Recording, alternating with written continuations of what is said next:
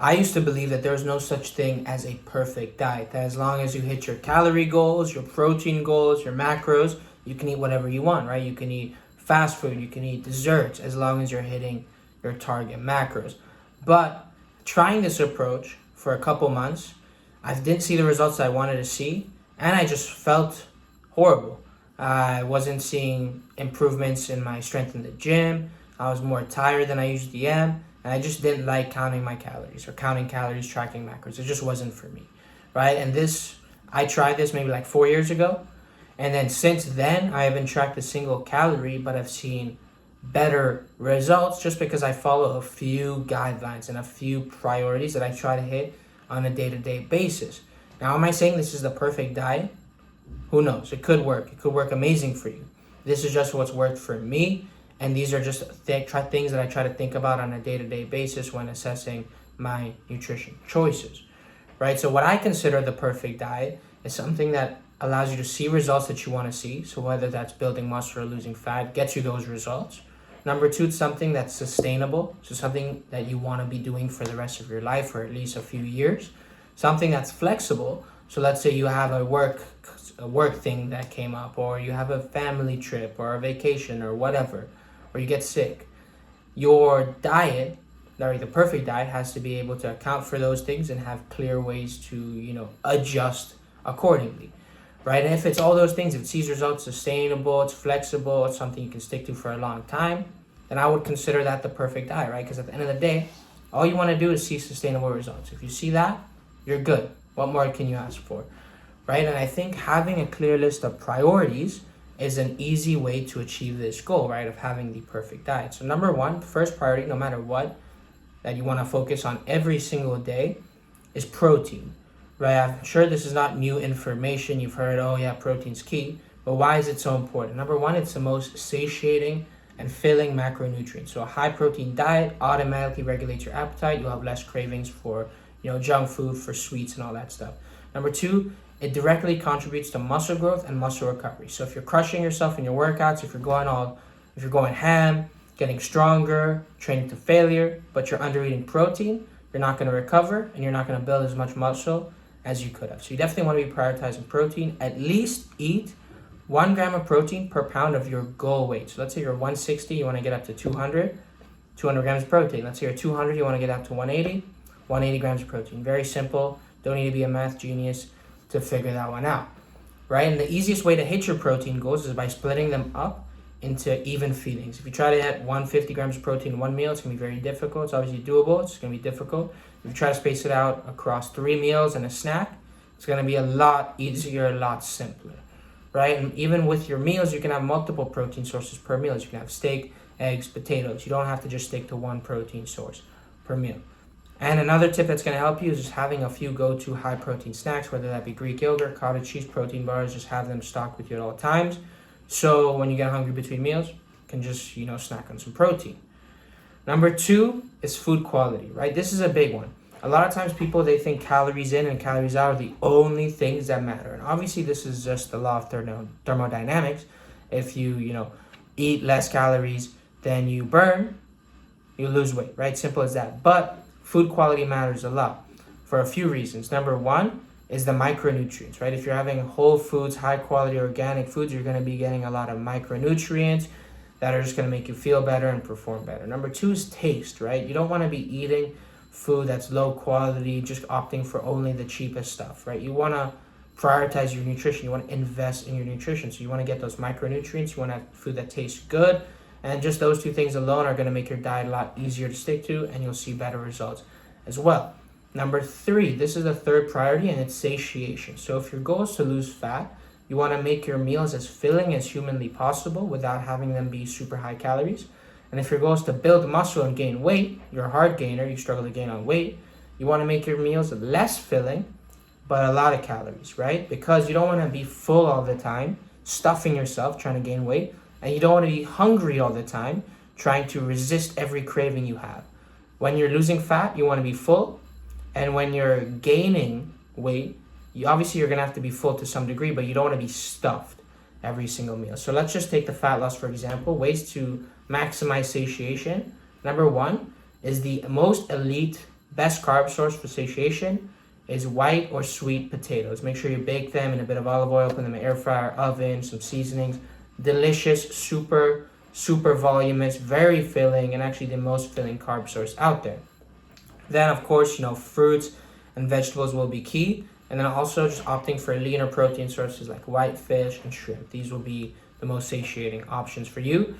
And also you can, be a little more creative and have multiple components of your meal. So a thing that I've been doing often, at least over the last month or two, is having this spicy yogurt sauce. So just Greek yogurt, non-fat Greek yogurt, some hot sauce, some seasoning, chili flakes, garlic, all that. And I have that with my meal. So it just adds extra volume for not many calories.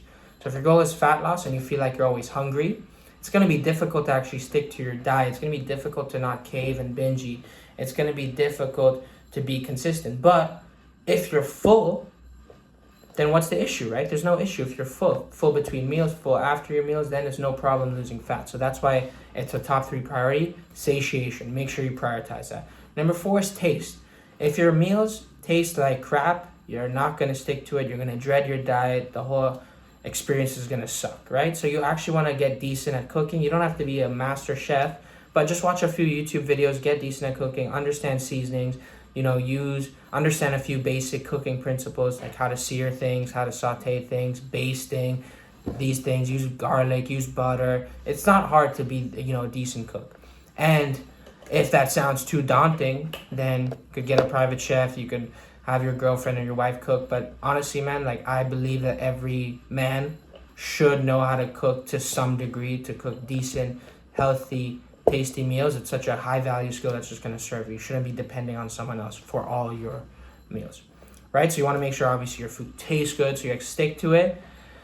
And another thing is the principle of 80-20, right? A lot of times people talk about 80% whole foods, 80% high protein foods, 80% clean foods, and then 20% you can have unhealthy foods. And truthfully, this is going to be a good start for a lot of people, especially if you take the average American, you look at their diet, it's pretty sad.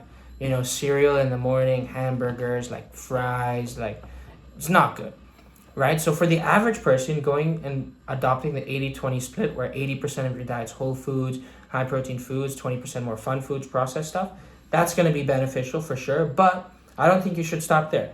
Once you get confident and consistent with the 80-20, try going 90-10, try going 95-5. You want to chase the feeling of being properly nourished, properly, getting those nutrients in, feeling high energy, not feeling lethargic and full and exhausted after a fast food meal, but feeling like, oh, you could actually go out and do some work, or you can go out and do some exercise after a meal.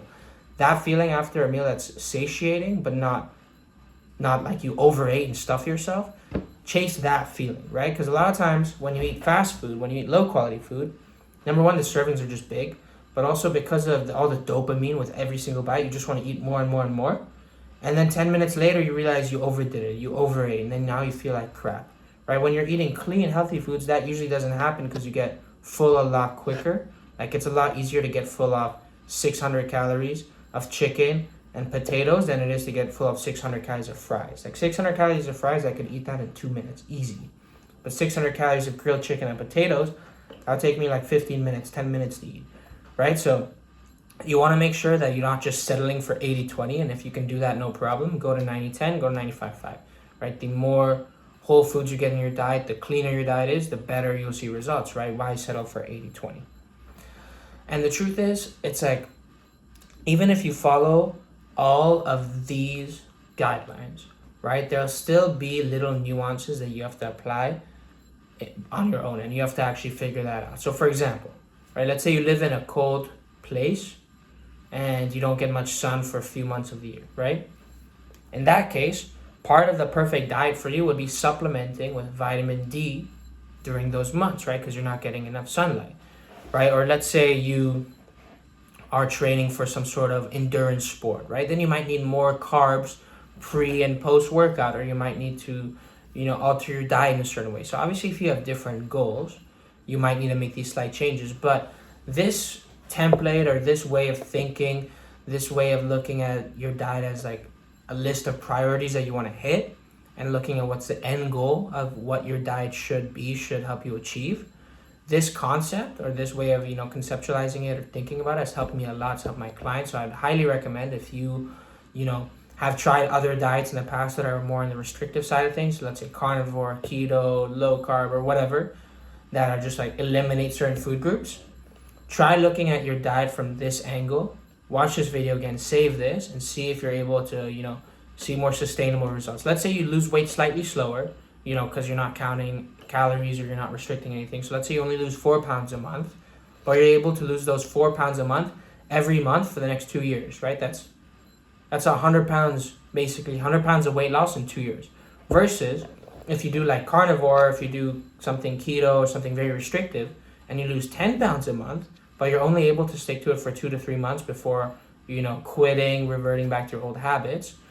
You know, which one would you choose? Would you take the sustainable long-term approach, or would you want to just see those fast results but not actually be able to maintain it, right? Seems like a pretty obvious choice.